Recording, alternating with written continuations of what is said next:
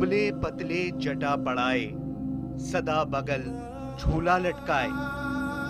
60 साल वे पार किए पर दिखते थे जस तस के, थे दशरथ धुन के पक्के।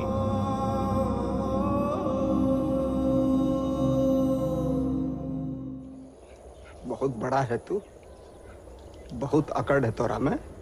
देख देख कैसे उखाड़ते हैं अकड़ तेरी। कुछ कहानियां बयां नहीं की जाती, बस महसूस की जाती हैं। पहाड़ पार 4 मील पर है वजीरगंज कस्बा, लेकिन वहाँ जाए के लिए भी 40 मील घूम के जाना पड़ता है। कुछ ऐसी ही है दशरथ मांझी की कहानी भी। जब तक तोड़ेंगे नहीं तब तक छोड़ेंगे। एक हौसला जो पहाड़ से भी ऊंचा हो गया। बहुत लंबा दंगल चलेगा रे तो तैयार है? तैयार है। शानदार, जबरदस्त, जिंदाबाद। एक दीवानगी जिसने पर्वत का सीना चीर कर रख दिया। एक मोहब्बत जो ऐसे इम्तिहान से गुजरी जहां का दरिया भी मामूली हो गया। लोग कहता है हम पागल हैं, जिंदगी खराब कर रहा है। ये भीतर का घाव है, जब तक ये टूटेगा नहीं भरेगा नहीं। सलाम उस दशरथ मांझी को जिसने एक जिद को जुनून में बदलना सिखा दिया, जिसने इस मुल्क को सवाल पूछना नहीं जवाब तलाशना सिखाया। तो अपना अखबार काहे नहीं छाप देते? अखबार निकालना इतना आसान काम है क्या? पहाड़ तोड़े से भी मुश्किल है का। जिसने मुश्किलों से हारना नहीं, मुसीबतों से टकराना सिखाया। इतना ताकत कहाँ से लाते हैं? ये प्रेम है, प्रेम पर बहुत बल है भगवान। जिसने इंतजार करना नहीं, अंजाम तक पहुंचना सिखाया। जिसने बताया कि वफादारी क्या होती है, जिसने सुनाया कि मोहब्बत में कुर्बानी क्या होती है, जिसने सिखाया कि खुद पर भरोसा खुदा पर भरोसे से भी ज्यादा जरूरी है। भगवान के भरोसे मत बैठिए, का पता भगवान हमरे भरोसे बैठा। सलाम उस हौसले को जिसकी कहानियां सुनकर दुनिया कयामत तक कहेगी शाबाश इंडिया।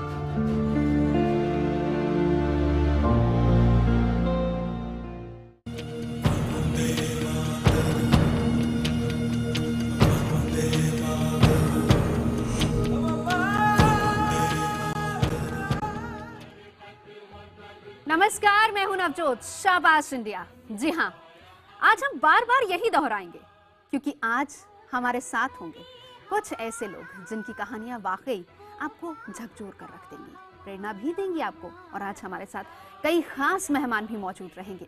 हमारे साथ रहेंगे नवाजुद्दीन सिद्दीकी, जो अपनी नई फिल्म मांझी में पर्दे पर दशरथ मांझी के किरदार को निभा रहे हैं। और इसके अलावा हमारे साथ होंगे फिल्म के डायरेक्टर केतन मेहता भी। और साथ ही साथ हमारे साथ 3 ऐसी खास मिसालें। दिल्ली के एक शिक्षक हमारे साथ रहेंगे, राजेश शर्मा। आपको बता दें कि ये भी एक प्रेरणा है। हम इनसे बात तो करेंगे, लेकिन उस बात में आप भी बहुत सारी प्रेरणा इनसे ले सकते हैं। हमारे साथ रहेंगे लक्ष्मी चंद जी भी, जो उनका साथ देते हैं बच्चों को पढ़ाने में।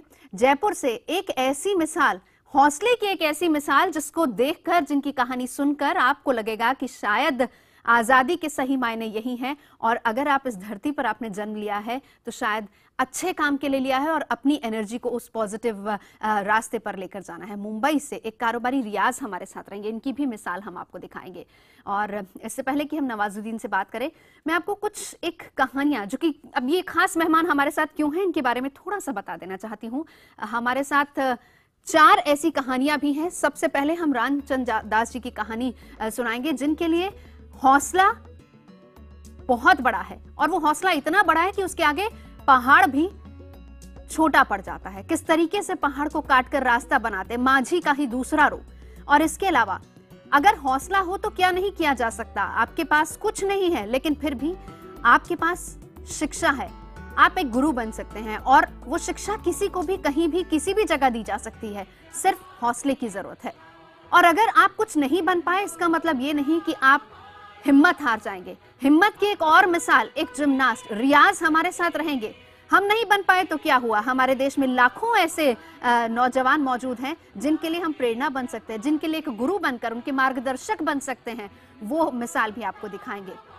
और एक डॉक्टर साहब, सुविधाएं नहीं है लेकिन कोई बात नहीं, अब क्योंकि डॉक्टर का फर्ज होता है कि मरीज की जान बचाना, लेकिन यहाँ पर डॉक्टर साहब न सिर्फ जान बचाते हैं बल्कि लोगों को प्रेरित करते हैं। तो तमाम खास मेहमान हमारे साथ मौजूद हैं। नवाज हमारे साथ मौजूद हैं। भगवान के भरोसे मत रहिए, क्या पता भगवान आपके भरोसे रहा हो। यकीन मानिए, जब से नवाज ये डायलॉग हम सबने सुना है, यही बात जहन में आती है कि ये एक हौसले का डायलॉग है। ये वो डायलॉग है जिसके लिए हिंदुस्तान आज कह रहा है शाबाश इंडिया, और वाकई इस हौसले को सलाम। क्या कुछ सीखा आपने माझी से? जी मैं जी जी। खैर मैंने तो इतना कुछ सीखा ऐसे हौसले के इंसान से, ऐसे जुनूनी इंसान से। और मैं फॉलो भी बहुत पहले से करता आ रहा हूँ। जैसे आपने जो लास्ट वाला जो डायलॉग बोला कि भगवान के भरोसे मत बैठिए, आई थिंक मेरी लाइफ में सिर्फ एक ही यही मोटो था कि जो भी कुछ करना है मुझे ही करना है उठ के। काफ़ी टाइम ऐसा होता था कि लक पे छोड़ देते कि नहीं शायद कुछ हो जाएगा, चमत्कार हो जाएगा, लेकिन ऐसा कुछ हुआ नहीं। तो फाइनली यही डिसाइड किया कि अब तो उठ के ही करना पड़ेगा। ऊपर वाले भी तभी साथ देता है जब आप बाहर निकलते हैं, आप करना शुरू करते हैं, कोई काम करना शुरू करते हैं। बिल्कुल, भगवान तभी साथ देता है जब आप खुद का साथ देते हैं। ये भी कहावत है। बिल्कुल, बिल्कुल। लेकिन यहाँ पर हम अगर माझी से बात करें, आपने एक शब्द इस्तेमाल किया है, जुनून, और इसको यहाँ पर मैं इसलिए जोड़ना चाह रही हूँ कि हौसले के साथ जुनून होना बहुत जरूरी है अगर आप कुछ कर दिखाना चाहते हैं। अगर आप पहाड़ से आपकी टक्कर है तो जी बिल्कुल, मुझे लगता है कि जुनून के बिना कुछ नहीं हो सकता। हौसला और जुनून, ये कुछ चीज़ें ऐसी हैं जो किताबों में अच्छी लगती हैं, लेकिन वाकई जब इसको अमलिया जामा पहनाया जाता है और जब करने पे आते हैं तो वाकई मतलब बहुत कुछ किया जा सकता है। और दशरथ माझी हमारे लिए एक, आई थिंक हमारे आइकन हैं, रोल मॉडल्स हैं और सुपरमैन हैं, जिन्होंने ऐसा कुछ कर दिया कि आज के आने वाली जनरेशन को, यंग यूथ को बहुत इंस्पायर करेगा। इनका वो जुनून जो है, हौसला, जहां आज की डेट में हमारे पास रोल मॉडल्स, आइकन्स हमारे जिनसे हम इंस्पायर हो सकते हैं, उनकी बहुत कमी है। वहाँ पे एक ऐसा आम इंसान जो छोटे से गांव से आकर और इतना बड़ा एक्स्ट्रा ऑर्डिनरी काम किया जिसने, आई थिंक वो मिसाल बन गई है, वो मिसाल कायम कर दी है उन्होंने। और हमें ज़रूरत है उनसे इंस्पायर होने की, ऐसे आम लोगों से इंस्पायर होने की। हमारे हिंदुस्तान में आम लोग इतने अच्छे काम कर रहे हैं बिना किसी लालच के, बिना किसी ऐसी चीज़ के कि हमें इसके बदले में ये चीज़ मिलेगी। तो आई थिंक वो शहर में और मेट्रोज़ में जहाँ पे सिर्फ अपनी अपनी चीज़ों पे फंसे हुए हैं, ऐसे में हमारे देश के ऐसे छोटे छोटे शहर, छोटे छोटे गांव, कस्बे, वहाँ पे इतना मतलब इंस्पायरिंग स्टोरीज हैं, इतना इंस्पायर कर रहे हैं लोगों को और बिना किसी लालच के। तो बहुत ही अच्छा लगता है कि थैंक गॉड हमारे देश में हैं अभी इस तरह की और दुनिया में हैं जो जिनकी वजह से शायद दुनिया चल रही है। बिल्कुल, और इसीलिए तो हम यहाँ पर कह रहे हैं शाबाश इंडिया, हौसला है। वैसे नवाज, आप भी एक हौसले की मिसाल से कम नहीं है। जिस तरीके से आप अभी यहाँ पर बता रहे थे, दर्शकों को यहाँ पर ये भी बता दें कि नवाज का फलसफा जिंदगी का भी यही है कि ठीक है, भगवान के भरोसे मत रहिए, क्योंकि हो सकता है भगवान आपके भरोसे रहा हो। और साथ ही साथ फलसफा ये भी है कि अगर आप खुद की मदद नहीं करेंगे तो कोई आपकी मदद नहीं करेगा। और नवाज, आपकी कहानी भी कुछ इसी तरीके से यहाँ से जुड़ी हुई है। मुझे लग रहा है अगर किसी को सही मायने में एक्टर बनना हो तो नवाजुद्दीन सिद्दीकी से जरूर मिला जाए।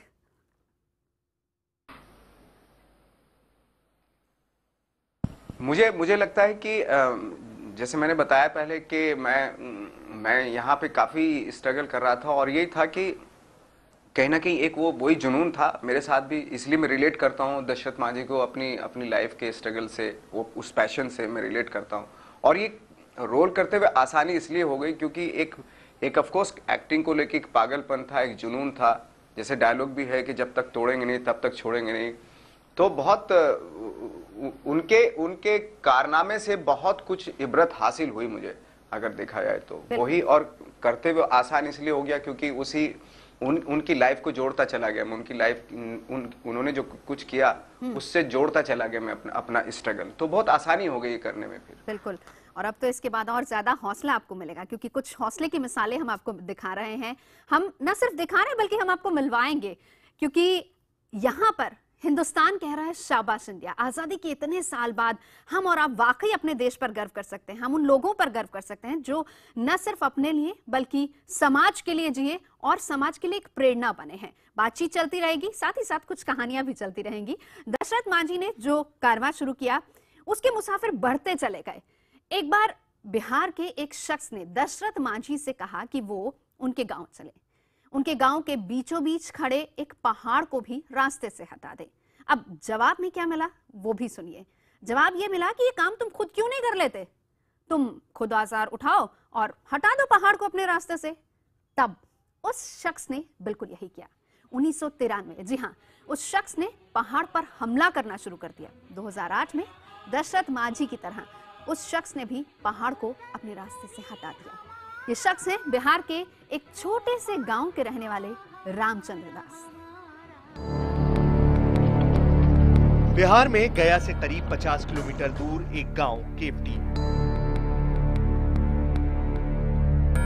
जहां आज भी बिजली ने दस्तक नहीं दी है,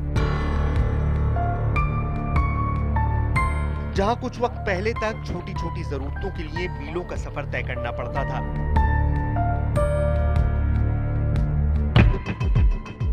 उस गांव में पिछले 22 साल से पहाड़ों पर छेनी और हथौड़े की आवाज गूंज रही है,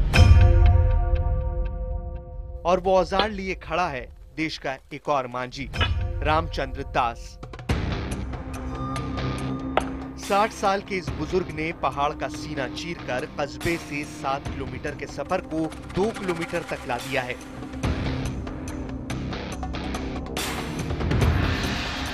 हमको तो सड़क बनावे के, हम तो घाट तोड़ने साहब सर, घाट को हमको हुआ कि नहीं इसको तोड़ना है, चाहे जैसे टूटे, जितना दिन लगे, लेकिन तोड़ना है। बाबा कह दिए कि तोड़ो तो तोड़वे करेंगे। रामचंद्र एक जमाने में दशरथ मांझी के शिष्य थे और ट्रक ड्राइवर की नौकरी किया करते थे, लेकिन 1993 में उन्होंने गांव की दिक्कतों पर सरकार से जवाब मांगने की बजाय खुद ही रास्ता तलाशना शुरू कर दिया, और नतीजा 2008 में उन्होंने 10 मीटर लंबी सड़क तैयार कर दी। बाबा दशरथ दास से बहुत हम बार बार यह करते थे कि बाबा अपन घटिया तोड़े हैं, हमरो तोड़ दीजिए साहब। कितना साल लगा आपको करने में ये काम? हम तो 93 से तोड़ रहे थे साहब। और कब पूरा हुआ? ये 2008 में इसको हम तोड़ करके और गाड़ी घोड़ा पार हो गया साहब। अपना हाथ से इसमें जब ट्रक को हम पार किए थे। एक जमाना था जब ये गांव चारों तरफ पहाड़ से घिरा था। गांव के करीब 500 परिवारों के पास पहाड़ का चक्कर काटने के सिवाय कोई चारा नहीं था, लेकिन रामचंद्र दास की हिम्मत और हौसले ने तस्वीर बदल कर रख दी। सुविधा है, रोड बनने से, घाटी बनने से सुविधा है। रामचंद्र दास काटा घाटी तो सुविधा है गांव का। ऐसे 1 घंटा लगता था टाइम, ऐसे अब टाइम 10 मिनट 20 मिनट में आदमी पूरा काम हो जाता है। रामचंद्र दास भी उस कारवां के मुसाफिर हैं जिसकी शुरुआत की थी दशरथ मांझी ने। पितरों की तीर्थस्थली गया से 50 किलोमीटर दूर केवटी गांव ही नहीं, इसके आसपास के 10 गांवों के लोग केवटी गांव के रामचंद्र दास को अपना केवट मानते हैं। और क्यों न माने, क्योंकि रामचंद्र दास ने पत्थरों में छेद करके एक ऐसा रास्ता बनाया जिससे 10 गांव की दूरी सिमट कर 2 किलोमीटर रह गई है। कैमरा पर्सन अश्वनी के साथ आलोक वर्मा, गया, IBN 7। और इस तरह की कहानियां जब आपको देखने को मिलती हैं, यकीन मानिए रोंगटे खड़े हो जाते हैं। आज यहाँ स्टूडियो में बैठे मेरे तो हो रहे हैं, आपके भी हो रहे होंगे। न सिर्फ रोंगटे खड़े होते हैं, बल्कि हम और आप जरूर ये सोचने को मजबूर होंगे कि हम और आप जब AC में बैठते हैं तो सिर्फ सपने ही सच होते हैं, लेकिन उन सपनों को पूरा, उन सपनों को कौन पूरा करता है? इस तरह के लोग जो जमीन से, जो धरती से जुड़े हुए हैं, जिनका सपना सिर्फ और सिर्फ ये है कि हमें समाज के लिए कुछ करना है। केतन मेहता हमारे साथ जुड़ चुके हैं, फिल्म बनाई उन्होंने ये मांझी। केतन, ये एक और मांझी की कहानी जो हमने दिखाई, बहुत सारी बायोपिक्स बनी, बहुत सारे लोगों पे बनी, लेकिन मांझी पर बायोपिक बनाने का आइडिया कहाँ से आया? क्योंकि ये एक मिसाल बना दी है आपने। ये सिर्फ एक बायोपिक, एक फिल्म नहीं है, ये एक मिसाल है। लोग बार बार देखेंगे और खुद को उस किरदार के रूप में फील करेंगे।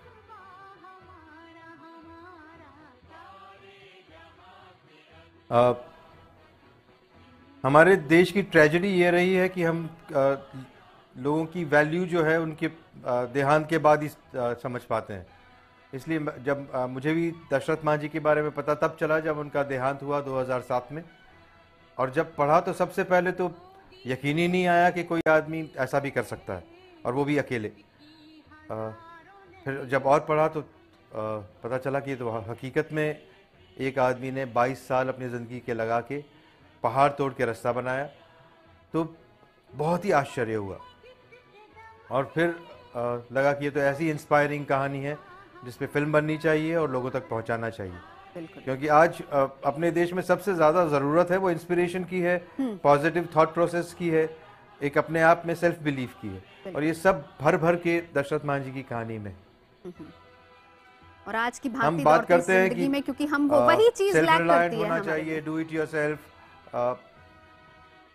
वही केतन, वही चीज हमारे में लैक करती है, जो कि आपने इस फिल्म के जरिए लोगों को दिखाने की कोशिश की है, लोगों को बताने की और लोगों को रियलाइज कराने की कोशिश की है कि पहले शुरुआत खुद से की जाए। हम सिर्फ बातों में या किताबों में इन चीजों को पढ़ते हैं, लेकिन सही मायने में आपने उसको उकेरा है, बड़े पर्दे पर उकेरा, और नवाज ने जिस तरीके से उसको दिखाया कि आप शुरुआत खुद से क्यों नहीं करते।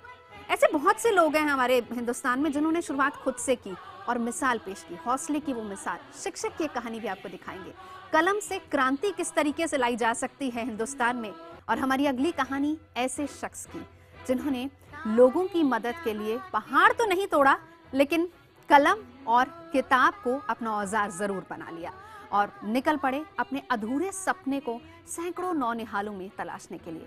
जगह नहीं थी, दिल्ली के एक मेट्रो स्टेशन के नीचे क्लास लगानी शुरू कर दी। छात्र नहीं थे तो झुग्गियों से बच्चों को बुलाया, आइए हमारे पास आइए, हम आपको पढ़ाएंगे, और बिना पैसे लिए उन बच्चों को शिक्षित करने का बीड़ा उठाया। देश के भविष्य को संवारने का मिशन शुरू किया। और ये शख्स हैं दिल्ली के राजेश शर्मा, और जो गरीब बच्चों को पढ़ाते हैं। हम इनकी कहानी आपको दिखाते हैं।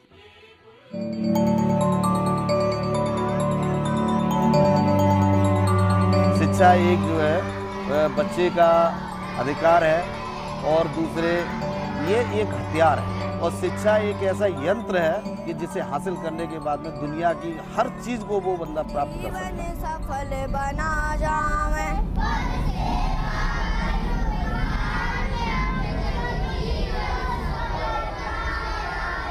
ऊपर देश की तरक्की को रफ्तार देती मेट्रो और नीचे अपने सपनों की उड़ान भरते कुछ बच्चे। दिल्ली के यमुना बैंक मेट्रो स्टेशन के नीचे हर रोज यूं ही सजती है क्लास। पढ़ने वाले ये वो बच्चे हैं जिनके आशियाने झुग्गियों में हैं, और पढ़ाने वाले ये वो लोग हैं जिनके लिए ये स्कूल बस शिक्षा है, व्यापार नहीं। राजेश और लक्ष्मीकांत 2006 से अंडर द ब्रिज स्कूल चला रहे हैं। धीरे धीरे बच्चों की गिनती अब 150 तक पहुंच चुकी है, और स्कूल के दरवाजे हर उस बच्चे के लिए खुले हैं जो पढ़ना चाहते हैं, लेकिन मजबूरी उन्हें बस्ता नहीं उठाने देती। जो बच्चे आज राजेश के सामने हैं, कभी राजेश भी उसी कतार का हिस्सा थे। पैसों की तंगी ने उन्हें पढ़ने नहीं दिया, लेकिन अब राजेश की जिद है कि जो उनके साथ हुआ वो किसी और के साथ नहीं होगा। कभी कभी तो अपने मन में सोचते हैं कि हमको यहाँ पर क्या मिलता है। लोगों की तो वाह मिल रही है, लेकिन हमारी फैमिली भी परेशान रहती है, क्योंकि फाइनेंशियल का सपोर्ट जो है नहीं होती है, और कोई इसका एनजीओ नहीं है, कोई इसका अभी तक सोसाइटी नहीं बना है। ऐसे कुछ साधन होते हैं तो उससे लोगों को पास में पैसे का आना जाना रहता है, तो वो चीज़ यहाँ पर है नहीं, कोई का नाम है, तो परेशानी तो होती है। लेकिन अब इसको हम छोड़ भी नहीं सकते हैं कि एक हमारे जाने से 200 बच्चे जो है बिना अनाथ हो जाएंगे। मेरे को तो नहीं लगता है कि इनके माँ बापों का हम लोगों के साथ में जो है विश्वास जग गया है। यहाँ अंग्रेजी, हिंदी, गणित सब कुछ पढ़ाया जाता है। बरसों की मेहनत के बाद अब इस स्कूल के 140 से ज्यादा बच्चे रेगुलर स्कूल में दाखिला पा चुके हैं। अब इन बच्चों की आंखों में सपने भी हैं और हाथों में हिम्मत भी। मेरा नाम राधा है, मुझे स्कूल में आना बहुत अच्छा लगता है, ऑफिस में बड़े होकर मैं बहुत अच्छे काम करूंगी। आज़ादी का मतलब मेरे लिए खेलना, स्कूल जाना, अच्छे कपड़े पहनना।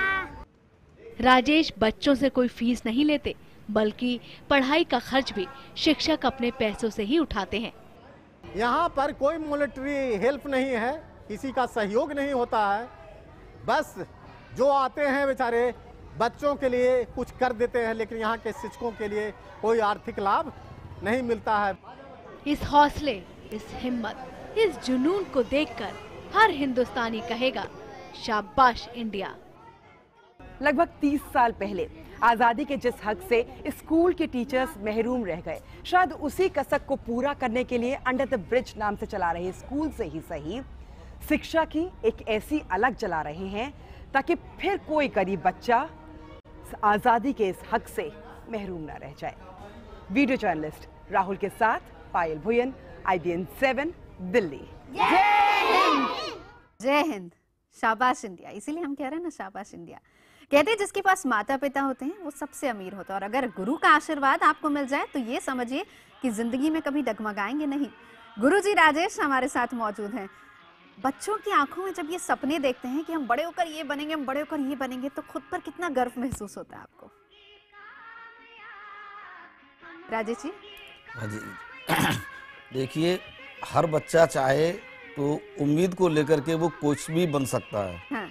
और इन बच्चों में जागृति पैदा करने का यही मतलब होता है। किसी बच्चे का नसीब किसी ने देख नहीं रखा है। हाँ। हम एक छोटे से गांव से आकर के यहाँ पर जो है बच्चों के साथ में मिल करके इनके भविष्य को बदल रहे हैं, तो इन्हीं में से बच्चे निकल करके आगे जा करके कोई इसमें इंजीनियर भी बन सकता है, हाँ। कोई डॉक्टर बन सकता है, कोई जो फार्मर तक ही सीमित रह जाएगा, कोई पुलिस वाला भी बनेगा। तो इनकी किस्मत इनके साथ होगी, लेकिन बेसिकल इनको जो है स्टार्टिंग का रास्ता जो देना एक इनको अच्छे स्तर पर लेकर के इनको जा सकता है। लक्ष्मी चंद जी, ये सपना जो आप देख रहे हैं वो दिखता है बच्चों की आंखों में?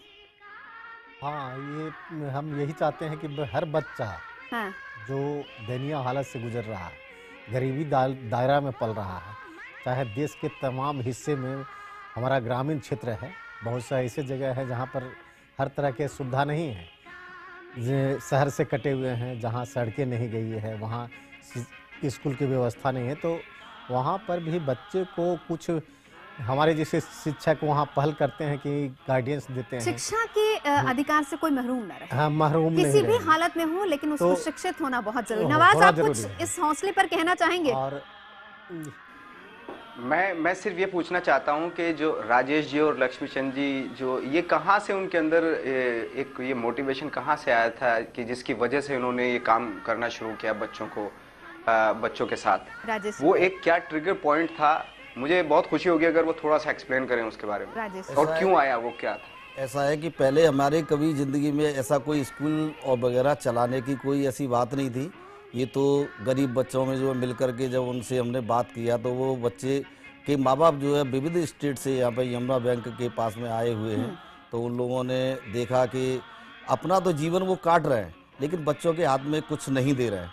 तो कुछ अंदर से ही ऐसी भावना लगी कि इन बच्चों को करने में हमारे पास में है, हम चलो पैसे से मदद नहीं कर सकते और किसी चीज़ से मदद नहीं कर सकते, लेकिन हमारे पास में एक शिक्षा का जो स्रोत है। और यकीन मानिए जिस चीज से मदद कर रहा है, जो ज्ञान आपको दे रहा है, कह रहे हैं जिसके पास ज्ञान होता है बहुत अमीर होता है, और उस ज्ञान की जरूरत है हिंदुस्तान को, बच्चों को। चलिए हम बातचीत जारी रखेंगे। राजेश, एक शख्स से हम आपको मिलवाएंगे जिसने सपने तो अपने लिए देखे, लेकिन जब वो पूरे नहीं हुए तो वो हार नहीं मानी, वो बन गया गुरु, और किस तरीके से अपने शिष्यों के जरिए उन सपनों को पूरा कर रहा है, उस शख्स से इस ब्रेक के बाद मिलवाएंगे। चलिए आपको मिलवाते हैं रियाज अहमद से, जो देश का सपना पूरा करने के लिए अपनी सारी दौलत नौजवानों पर न्यौछावर कर रहे हैं।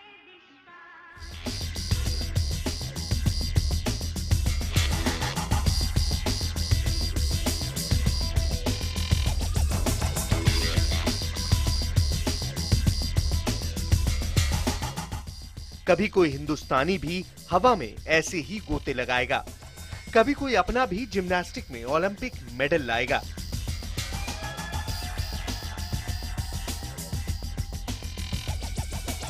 कभी परदेश में भी तिरंगा लहराएगा। यह हसरत हर हिंदुस्तानी बरसों से दिल में दबाए बैठा है, लेकिन एक हिंदुस्तानी है जो अकेले ही इन सपनों को हकीकत बनाने निकल पड़ा है। रियाज अहमद। रियाज पेशे से व्यापारी हैं और अपनी कमाई देश के अरमान पूरा करने में लगा रहे हैं।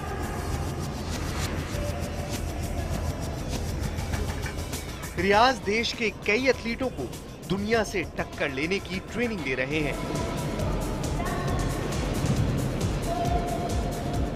उनके खाने का खर्च, खेल का खर्च, कोच का खर्च, सब कुछ रियाज उठाते हैं। बस इस उम्मीद में कि एक दिन ये एथलीट देश के लिए गोल्ड मेडल जीतेंगे। जिम्नास्टिक के लिए मेरे दिल में ये जो भावना है वो इसलिए है कि जिम्नास्टिक में एक गरीब जगह से बच्चे आते हैं और जिम्नास्टिक एक ऐसा है कि जो छोटे एज से हम बच्चे को अंदर लेके आ सकते हैं और इंडिया इसके लिए मेडल के लिए क्वालिफाई कर सकता है।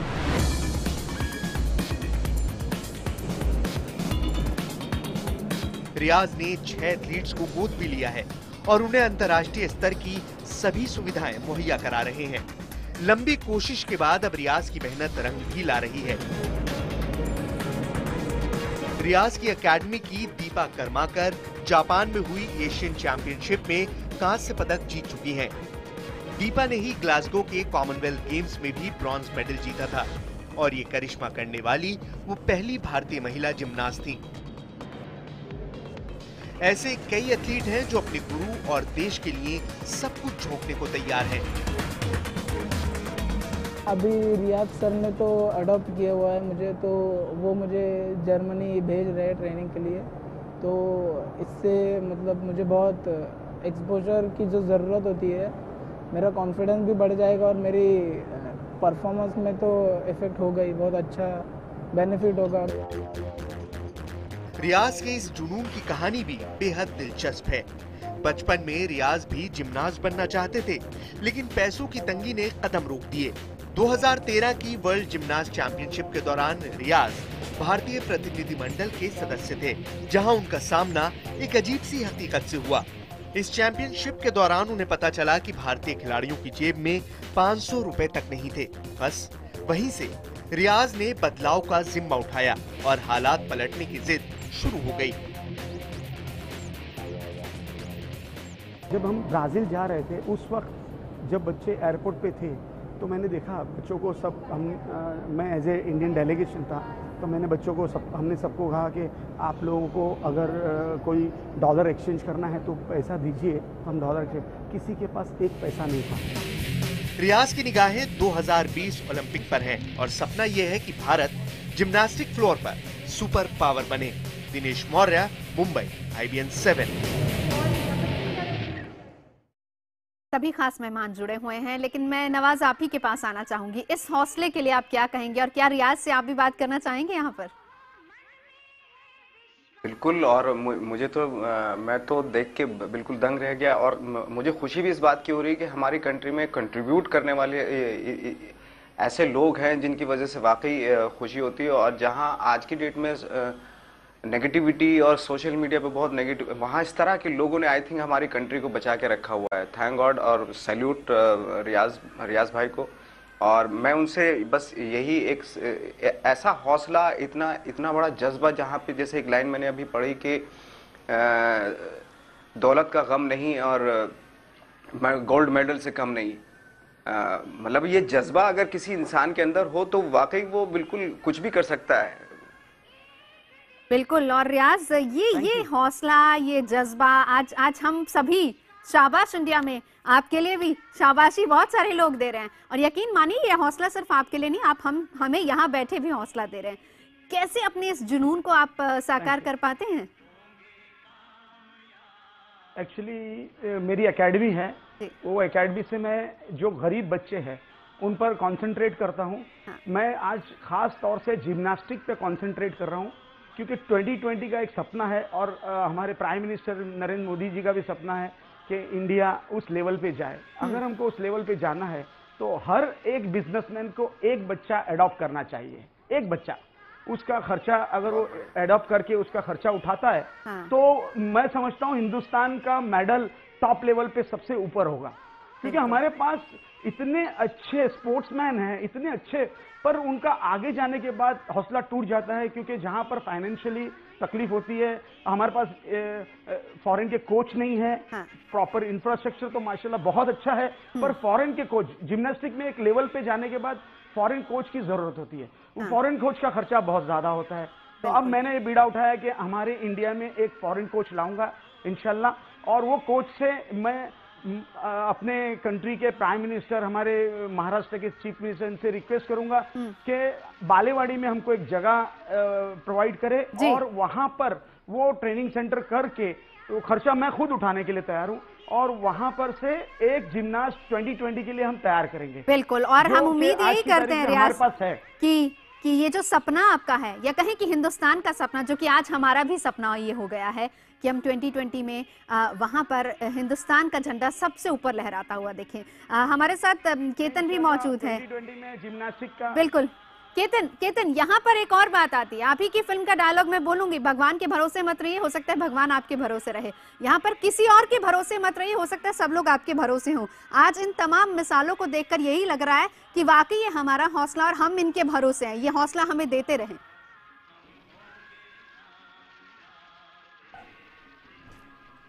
हाँ जी, मेरा यकीन है कि अगर हम लोग अपने पे खुद पे भरोसा रखेंगे तो ही इस देश का कुछ होने वाला है। बिल्कुल। व्हाट वी नीड, जो जिसकी ज़रूरत है वो है सेल्फ कॉन्फिडेंस की अब, और इस उम्मीद से ही दुनिया कायम है और इस उम्मीद पे ही हमारा देश आगे बढ़ सकता है। अगर हम खुद को मदद नहीं करेंगे, अपने आसपास के लोगों को मदद नहीं करेंगे और किसी और का इंतज़ार करेंगे कि वो हमारी मदद करेगा, तो वो तो होने वाला नहीं है। बिल्कुल। चलिए, मिसालें बहुत सारी हैं, सबसे बातचीत भी हो रही है और हमें हौसला भी मिल रहा है। मिलवाएंगे एक ऐसे डॉक्टर से जिन्होंने जिंदगी के मायने बदल दिए, जिन्होंने अपने प्रोफेशन के मायने बदल दिए। आप देख रहे हैं हमारी एक खास पेशकश शाबाशी। बहुत आसान होता है हम सिस्टम को दोष देते हैं और बहुत आसान ये भी होता है कि देश की सरकारों पर बहुत सारे सवाल खड़े कर दिए जाए, लेकिन ऐसा नहीं है। इन सब के बीच तस्वीर बदली जा सकती है अगर हौसला हो, खुद पे विश्वास हो। बार बार वही डायलॉग इसलिए याद आता है क्योंकि वाकई ये लग रहा है कि ये हमारे लिए मिसाल है। भगवान के भरोसे मत रहिए, हो सकता है भगवान आपके भरोसे बैठा हो। जयपुर से एक ऐसी मिसाल जो कि हम आपको दिखाने वाले, एक सरकारी अस्पताल को किस तरीके से उसका कायाकल्प किया और किस तरीके से डॉक्टर ने एक डॉक्टर होने का और एक इंसान होने का फर्ज निभाया। रामशरण जी की कहानी देखिए।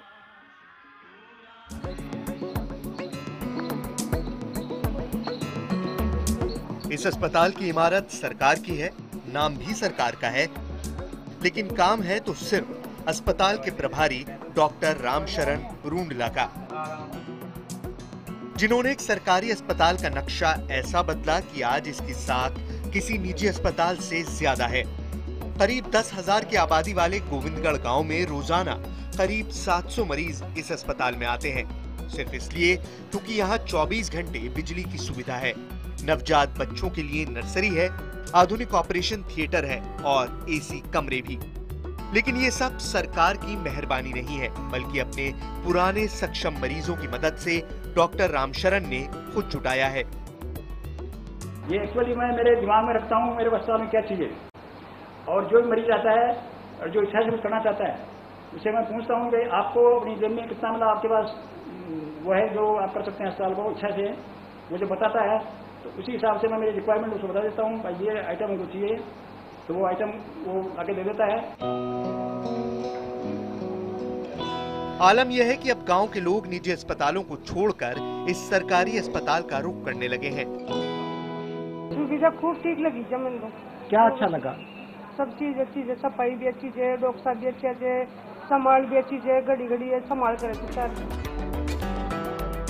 डॉक्टर रामशरण को भी वही सुविधाएं मिली थी जो राज्य के दूसरे अस्पतालों को मिलती हैं। डॉक्टर रामशरण को भी बरसों तक उसी खोखले सिस्टम से जूझना पड़ा, लेकिन हालातों से हार मानने के बजाय डॉक्टर रामशरण ने खुद बदलाव की शुरुआत की। डॉक्टर रामशरण के इस फैसले को देखकर अब इलाके का हर शख्स कह रहा है, शाबाश इंडिया। देहात के एक सरकारी अस्पताल के महिला वार्ड में मरीजों के मनोरंजन के लिए टीवी, हवा खाने के लिए एसी और साफ सुथरा वार्ड। गोविंदगढ़ का यह सरकारी अस्पताल देश भर के ग्रामीण इलाकों के अस्पतालों के लिए मिसाल है कि अगर डॉक्टरों की इच्छा शक्ति हो तो बिना सरकारी मदद के भी हालात बदले जा सकते हैं। कैमरा पर्सन मनीष के साथ भवानी सिंह, गोविंदगढ़, IBN साउंड। जब आप खुद किसी के लिए मिसाल बन जाते हैं तो उसके बाद किसी को कोसने की जरूरत नहीं पड़ती, क्योंकि आप मिसाल हैं, आप खुद दूसरों को हौसला दे रहे हैं। डॉक्टर रामचरण भी हमारे साथ मौजूद है। डॉक्टर साहब, सबसे पहले तो आज पूरा देश शाबाश इंडिया में आपको सलाम करता है, आपके हौसले को सलाम करता है। और डॉक्टर साहब के बारे में एक और चीज़ बताऊं कि डॉक्टर साहब के हौसले को तो सलाम कीजिए, लेकिन निजी ज़िंदगी में जिस तरीके से डॉक्टर साहब ने बार बार बहुत सारी परेशानियां झेली हैं, उसके बाद भी हौसला डगमगाया नहीं डॉक्टर साहब, और एक मिसाल पेश की, और आज पूरा इलाका आप पर भरोसा करता है।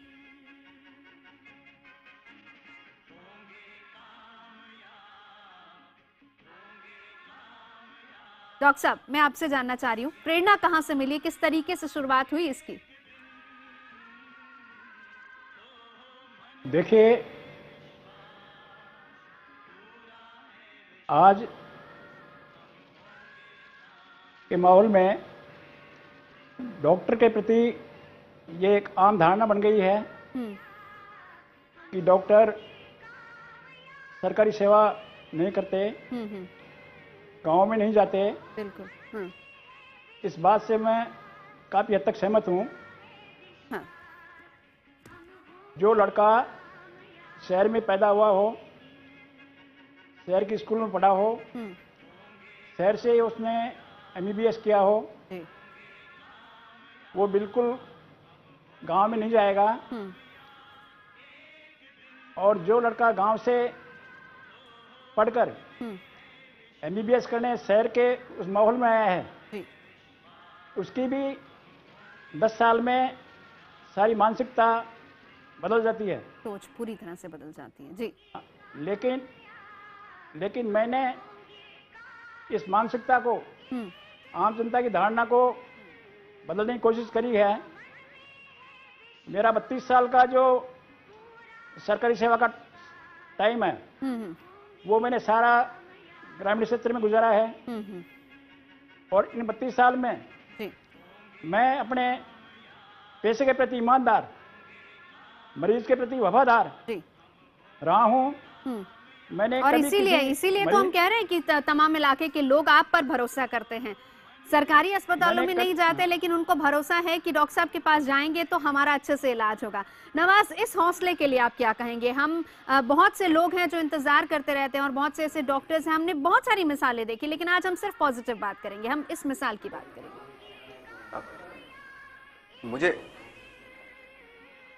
मुझे इतना अच्छा लगा इनकी ये वाली खासतौर से इस बात की कि ये अगेंस्ट जो ऑल ऑड्स और जो ट्रेंड है उसको ब्रेक करके और खुद इनिशिएटिव लेके जो डॉक्टर साहब काम कर रहे हैं वो बहुत ही अप्रिशिएटेबल है। और जैसे बहुत सारे डॉक्टर्स ऐसे भी हैं, बहुत सारे प्रोफेशन में, हमारे प्रोफेशन में और यूथ में भी बहुत थोड़ा सा सेल्फ सेंटर्ड होते जा रहे हैं। वहाँ पे इस तरह की जो मिसाल जो है वो बहुत ही अच्छी लगती है। और मुझे लगता है कि जैसे हमारा डायलॉग है फिल्म का कि सरकार के भरोसे मत बैठिए, क्या पता सरकार तुम्हारे भरोसे बैठी हो। मतलब सरकार भी ऑफ कोर्स तभी साथ देगी कभी ना कभी आके जब आप कुछ करने पे आएंगे। तो इन्होंने बिना किसी की हेल्प के और खुद ही शुरुआत कर दी उस चीज की, तो ये कमाल की चीज़ है। और मुझे सबसे जो कनेक्ट कर रही है इनकी बात वो ये है कि हम भी जब छोटे मोटे स्कूल में पढ़ रहे थे तो हमें भी कभी कभी एहसास होता था इस चीज़ का कि यार जो एजुकेशन है वो उस स्टैंडर्ड की एजुकेशन हम नहीं ले पाए जो सरकारी स्कूलों में पढ़ते थे हम लोग। तो कहीं ना कहीं कचोटती थी, तो कहीं ना कहीं उसका एक रिवेंज और उसका कि नहीं हम कुछ करना है और एजुकेशन में भी और जो भी हम करना चाहते हैं उसकी आई थिंक वो जो जिद थी वो बढ़ती चली गई। तो वो जो मोटिवेशन है इनका वो मुझे बहुत अच्छा लगता है कि जो कनेक्ट करता है लाइफ से, मेरे ख्याल से और वो मोटिवेशन एक पॉजिटिव तरीके से आगे बढ़ा, सकारात्मक तरीके से उसको सकारात्मक तरीके से आगे बढ़ाया। केतन जी, मेरा बस एक छोटा सा सवाल आपसे है, मांझी को लेकर आपने फिल्म बनाई, लेकिन यहाँ तो बहुत सारे मांझी मौजूद हैं, कोई इरादा है आगे इन सब के ऊपर भी फिल्म बनाने का?